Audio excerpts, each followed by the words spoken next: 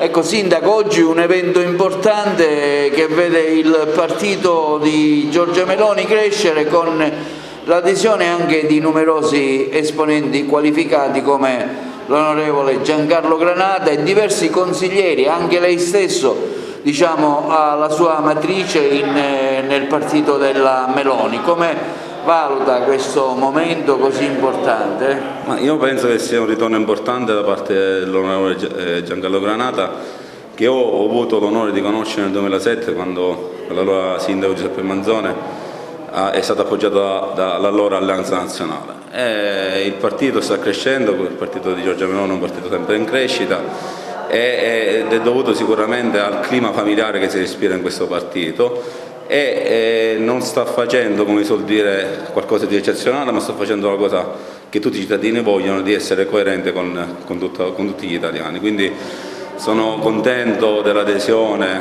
da parte dell'onorevole Giancarlo Granata. Anche noi abbiamo dei consiglieri comunali a Montallegro, storici, da cui Giovanni Panarisi, e a giorni ci saranno sicuramente altre adesioni anche all'interno del mio consiglio comunale.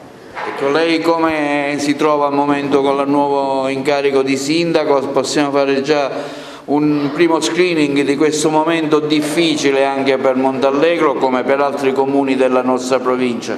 Sì, sicuramente è un momento critico per tutti i sindaci dell'Agrigentina, tutti i miei colleghi. Stiamo cercando di far rinascere la nostra comunità che viene, come tutti sanno, da un periodo commissariale dovuto alla mozione di sfiducia all'allora sindaco Scalia. Sicuramente i problemi non mancano, però anche grazie all'aiuto politico dei vari partiti che compongono la nostra coalizione stiamo cercando di migliorare la vita dei nostri concittadini. Ecco, il problema con le scuole, tanti sindaci hanno provveduto a fare delle istanze di chiusura, Canicattì, Ribera, ecco, da voi qual è la situazione? Allora, la situazione è uguale per tutti, come in tutta la provincia.